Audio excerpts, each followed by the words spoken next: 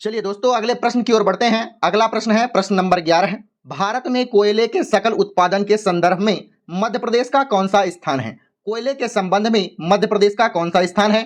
दूसरा, तीसरा, चौथा या पांचवा? इसका सही उत्तर होगा ऑप्शन नंबर सी, भारत में मध्य प्रदेश का चौथा स्थान है। अगर आपसे पूछा जाए कोल इंडिया का राष्ट्रीयकरण कितने चरणों में किया गया? कोल इंडिया का राष्ट्रीयकरण कितने चरणों में किया गया? ऑप्शन नंबर 2, मतलब 2 चरणों में किया गया है। कौन कौन से चरण? पहला चरण है कोककारी कोयला खदान, जो कि आपातकालीन खदान है। यह कब किया गया? पहला राष्ट्रीयकरण किया गया 1973 में, 71 में, 1971 में किया गया कोककारी कोयला खदान अधिनियम 1971 के अनुसार। दूसरा राष्ट्रीयकरण किया गया 1973 में गैर कोककारी कोयला खदान अधिनियम 1973। याद रखना है 2 बार राष्ट्रीयकरण किया गया कोल इंडिया का। कब कब? 1971 में और 1973 में। चलिए अगले प्रश्न की ओर बढ़ते हैं। अगला प्रश्न है निम्नलिखित में से कौन सा जिला कपास और केले उत्पादन के लिए प्रसिद्ध है? ऑप्शन है मंदसौर, शहडोल, सतना या बुरहानपुर। केला और कपास सबसे ज्यादा कहां पाया जाता है? बुरहानपुर इसका सही उत्तर हो जाएगा।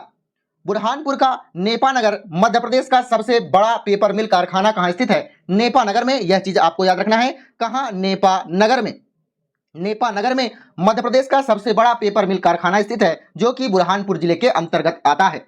केले के उत्पादन में सबसे अग्रणी कौन सा स्थान है? बुरहानपुर। बुरहानपुर के बारे में बात करें तो यह ताप्ती नदी के किनारे स्थित है। किस नदी के किनारे? ताप्ती नदी के किनारे। बुरहानपुर में करधा उद्योग है। करधा उद्योग, करधा उद्योग मतलब करधा उद्योग केंद्र। यहाँ पाइप और कृषि उपकरण का निर्माण किया जाता है। मुख्य रूप से इसका आर्थिक स्रोत कौन सा है? कपड़ा उत्पादन। कपड़ा उत्पादन में सबसे ज्यादा अग्रणी है बुरहानपुर। कपास की खेती कपड़ा बनाने के लिए किया जाता है बुरहानपुर में। यह भी काफी मात्रा में कपास की खेती यहाँ भी की जाती है। अगला प्रश्न है मध्य प्रदेश सरकार की लाडली बहना योजना के अंतर्गत योग्य महिलाओं को कितनी राशि दी जाएगी? सबसे पहले इसका उत्तर था 1000 रुपए प्रति माह, लेकिन आज की डेट पर 1250 रुपए दिए जाते हैं। 1250 रुपए। आगे बढ़ते हैं। अगला प्रश्न क्या कहता है? निम्नलिखित में से किस जनजाति को आदर के साथ खुटिया पटेल के रूप में संबोधित किया जाता है? खुटिया पटेल किसे कहा जाता है? ऑप्शन के रूप में है सहरिया, बैगा, भूमिया या इनमें से कोई नहीं। खुटिया पटेल किस जनजाति को कहा जाता है? इसका सही उत्तर होगा सहरिया जनजाति। सहरिया जनजाति भीलों की एक उपशाखा के रूप में आप जान सकते हैं। भीलों की एक उपशाखा के रूप में आप जान सकते हैं सहरिया जनजाति को। सहरिया जनजाति को गुना और शिवपुरी के क्षेत्र में, गुना और शिवपुरी के क्षेत्र में राउत के नाम से जाना जाता है। किस नाम से? राउत के नाम से जाना जाता है सहरिया जनजाति को गुना शिवपुरी के क्षेत्र में। आगे बढ़ते हैं। भारत की जनगणना 2011 के अनुसार मध्य प्रदेश का न्यूनतम जनसंख्या घनत्व वाला जिला कौन सा है? डिंडौरी, अलीराजपुर, निवाड़ी या मंडला? 2011 की जनगणना के अनुसार मध्य प्रदेश का सबसे न्यूनतम जनसंख्या घनत्व वाला जिला डिंडौरी है। सबसे अधिकतम इंदौर है। आप याद कर सकते हैं। अगला प्रश्न है मध्य प्रदेश की पहली महिला राज्यपाल कौन थी? ऑप्शन है सरला ग्रेवाल, नंदिनी सतपथी, आनंदीबेन या फिर द्रौपदी मुर्मू। सरला ग्रेवाल इसका सही उत्तर होगा। मध्य प्रदेश की पहली राज्यपाल थी। इन्होंने अपना राज्यपाल का कार्यकाल कब तक किया? 1989 से लेकर 1989 से लेकर 1990 तक यह मध्य प्रदेश की राज्यपाल थी। अगर हम नंदिनी बेन पटेल के बारे में बात करें, नंदिनी सतपथी के बारे में बात करें तो 1972 से लेकर 1976 तक यह सीएम थी। यह मध्य प्रदेश की सीएम थी। अगर आनंदीबेन पटेल के बारे में बात करें तो यह भी सीएम थी। गुजरात की पहली महिला सीएम कौन थी? आनंदीबेन पटेल। द्रौपदी मुर्मू के बारे में अगर हम बात करें तो यह 2022 से लेकर अब तक मध्य प्रदेश के 15वें राज्यपाल के रूप में यह कार्य कर रही हैं। कौन? द्रौपदी मुर्मू। अगला प्रश्न है मध्य प्रदेश में ग्राम पंचायत घोषित होने के लिए न्यूनतम जनसंख्या कितनी होनी चाहिए? मध्य प्रदेश में कितने जनसंख्या के अनुसार ग्राम पंचायत घोषित किया जा सकता है? ऑप्शन नंबर 20 का सही हो जाएगा। कम से कम 1000 व्यक्तियों की जनसंख्या जो कि मतदान देने वालों की हो, तब वहां जाकर ग्राम पंचायत बनाया जा सकता है। पंचायतों का गठन एक गांव में, ध्यान से सुनिएगा, एक गांव के लिए एक ग्राम पंचायत होना आवश्यक है। एक ब्लॉक के लिए एक जनपद पंचायत होना आवश्यक है। एक जिले के लिए एक जिला पंचायत होना आवश्यक है। मैंने आपको क्या बोला? एक गांव के लिए एक ग्राम पंचायत होना चाहिए। एक गांव के लिए एक ग्राम पंचायत, एक ब्लॉक के लिए एक जनपद पंचायत, एक जिले के लिए एक जिला पंचायत होना आवश्यक है, जैसा कि मध्य प्रदेश में कहा गया है।